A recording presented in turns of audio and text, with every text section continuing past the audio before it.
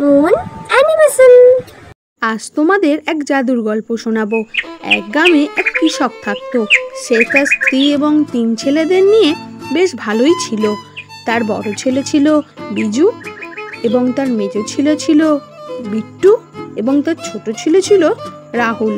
তাদের বেশ সুখেই সংসার ছিল। কিন্তু হঠাৎ কৃষকের স্ত্রীর খুব শরীর খারাপ করলো। তাকে অনেক চেষ্টা করেও বাঁচানো গেল না। বাড়িতে থাকা সমস্ত জিনিসপত্র একে একে বিক্রি করে দেয়া হলো। কৃষকের বাবা রেখে যাওয়া একটা বঁটি, যেটা একটি বাস্কর মধ্যে থাকতো, সেটি কৃষক বিক্রি করলো না। তাদের ছেড়ে তার স্ত্রী অনেক দূরে। শোন বাবারা, তোরা একে অপরের সঙ্গে ঝগড়াঝাটি করিস না। তোরা সবাই একসঙ্গে মিলেমিশে থাক। তোর মা চলে গেছে, তা কি হয়েছে? আজ থেকে আমি তোদের মা, আমি তোদের বাবা, আমি তোদের লক্ষ্য রাখবো। এইভাবেই 10-10টা বছর কেটে গেল। তারা এখন প্রাপ্তবয়স্ক। তারা বেশ বড় হয়েছে। চাষিও বুড়ো হয়েছে। শোন বাবারা, আমারও বয়স হয়েছে, আমার শরীরটা খুব একটা ভালো নেই।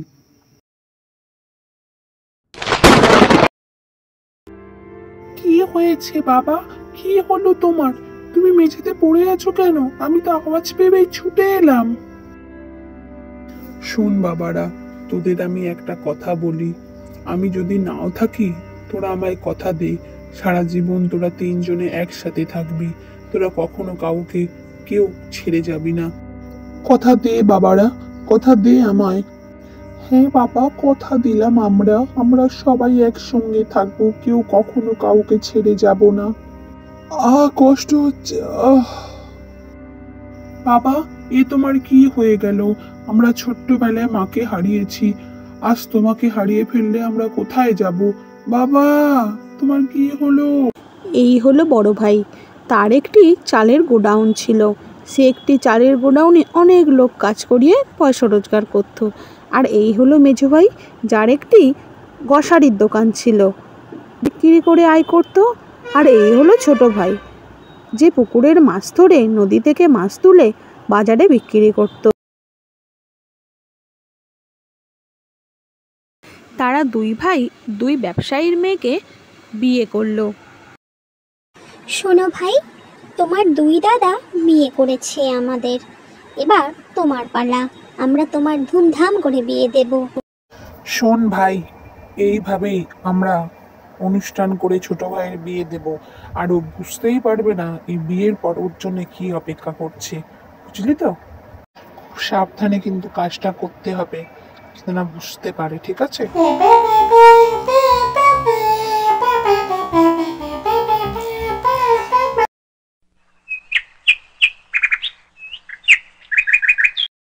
তোমার বৌদিরা তো বিয়েতে পাওয়া আমার সব গয়নাগাটি ওরা নিয়ে নিল।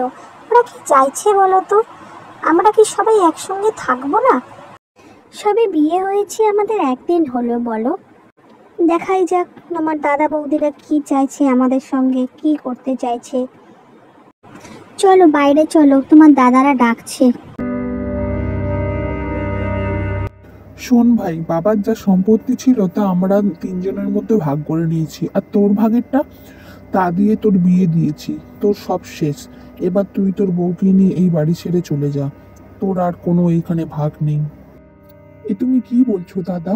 বাবা যাবার আগে কি বলে গিয়েছিল? আমাদের 3 জনকে সবসময় একসাথে থাকতে। তুমি কি বলছো? চুপচাপ এখান থেকে চলে যা, কোনো কথা না বলে, নাহলে কিন্তু ঘাট ধাক্কা দিয়ে বাড়ি থেকে বের করে দেবো। দেখলে তো তোমায় কি বলেছিলাম, ওদের মনে মনে এটাই ছিল। চলো চলে যাই আমরা এখান থেকে, থাকবো না। আমরা জঙ্গলে গিয়ে নিশ্চয়ই কোথাও না কোথাও একটা আশ্রয়ের জায়গা খুঁজে নেব। চলো। দেখো, আমরা কিন্তু যাওয়ার সময় তোমার বাবার ওই দিয়ে রেখে যাওয়া বুটিটা কিন্তু নিয়ে যাব, তোমার কাজে লাগবে।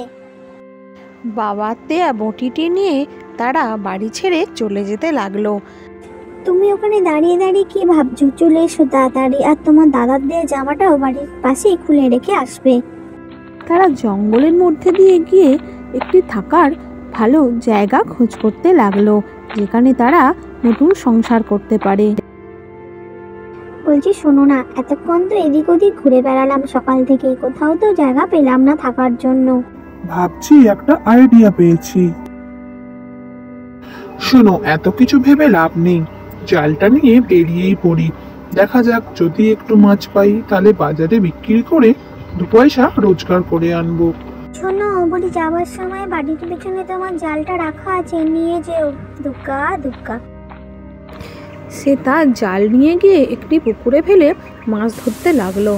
সেখানে কিছু মাছ পেল এবং সেই মাছ বালতিতে করে আবার আরেক জায়গায় গেল মাছ ধরতে। এইভাবেই সে মাছ ধরে বাজারে বিক্রি করতে গেল। সে আগে জায়গায় মাছ রেখে এসে তার জায়গায় সে বসতে গেল এবং খদ্দেরকে ডাকতে লাগলো। এইদিকে এসো, এইদিকে এসো ভাই, টাটকা মাছ আছে, এই মাত্র নদী থেকে তুলে এনেছি, টাটকা মাছ নিয়ে যাও, তোমরা নিয়ে যাও। কই দেখি, আমাকে 2 কিলো দাও তো। কই, আমাকে দাও 2 কিলো, বাড়ির জন্য নিয়ে যাব টাটকা মাছ।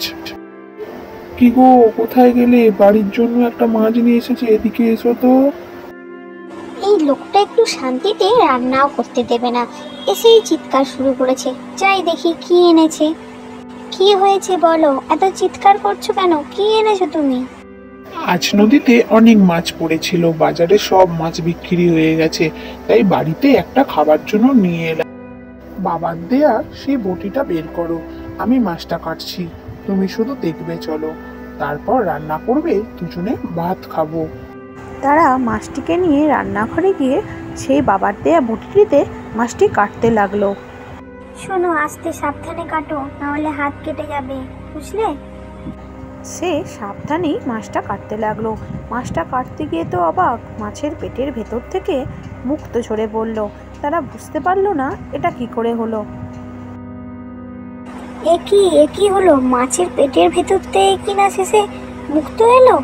এ কি চমৎকার হয়ে গেল! শোনো, তোমায় বলি, বাইরে গিয়ে এইসব কথা যেন কাউকে বলো না। কালকে তুমি আবার মাছ নিয়ে আসবে, বাবার দেয়া এই বটিতে দিয়ে মাছটি আবার কেটে দেখব। আমার মনে হয় এই বটিতেই কিছু জাদু আছে। ঠিক আছে, চলো এখন মাছটা রান্না করি, দুজনে মিলে খাবো। সে মনে মনে ভাবতে ভাবতে মাছটি রান্না করলো এবং দুজনে মিলে মজা করে খেলো। জাদু বুটির সাহায্যে মাছের পেট থেকে মুক্ত পেয়ে সেসব বাজারে বিক্রি করে তারা নিজের জন্য একখান পাকা বাড়ি কিনলো এবং বাড়ির সঙ্গে লাগোয়া একটি সান বাঁধানো পুকুর কিনলো, যাতে সে মাছ চাষ করে মাছ বিক্রি করে সে যাতে উপার্জন করতে পারে।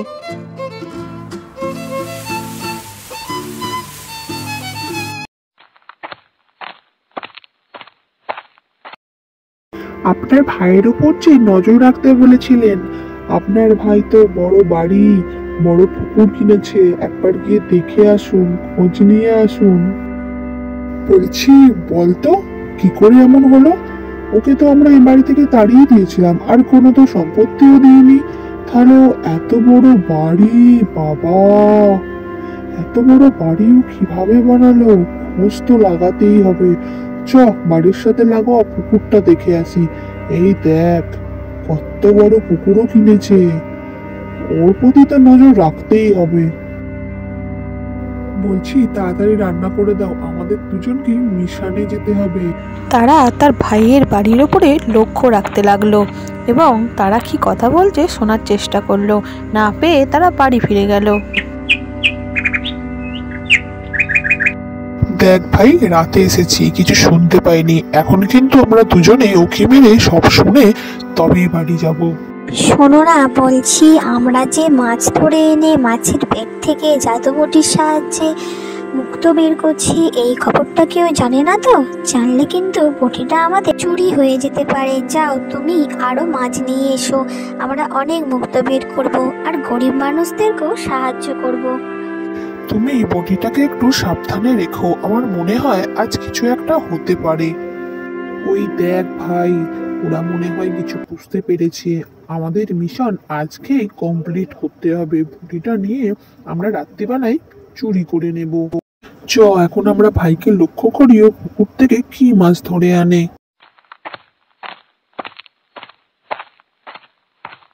সে অনেক মাছ ধরে বাড়িতে নিয়ে গেল এবং তার ভাইরা আড়াল থেকে তাকে লক্ষ্য করতে লাগলো।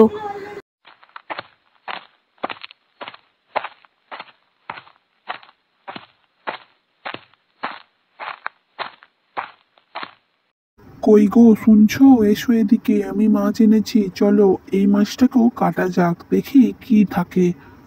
ওই দেখ ভাই, ভাই বলছে মাছ কাটবে, আমরা আড়াল থেকে সব দেখি কি হয়। তারা আড়াল থেকে দেখতে লাগলো মাছ কেটে কিভাবে তারা মাছের পেট থেকে মুক্তো বের করে, এবং তারা দেখে ছুটে সেখান থেকে পালিয়ে গেল।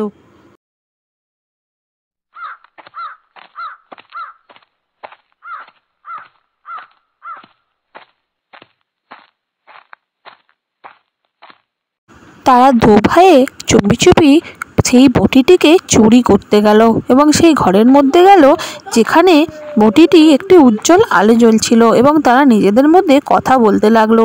তারপর তারা বটিটি তুলে সেখান থেকে চলে গেল এবং সকাল হয়ে গেল। মেজভাই বটিটি নিয়ে বাড়িতে এলো এবং সে বলল, দাদা, মাছ নিয়ে এলেই আমরা বড়লোক হয়ে যাব। চল ভাই, তাড়াতাড়ি বটিটা নিয়ে আয়, আমার যে আর তস হয়েছে না, আমি দেখবো যে মাছের পেট থেকে বটিতে কাটলে কত মুক্ত বেরোয়। চল ভাই, কাট কাট।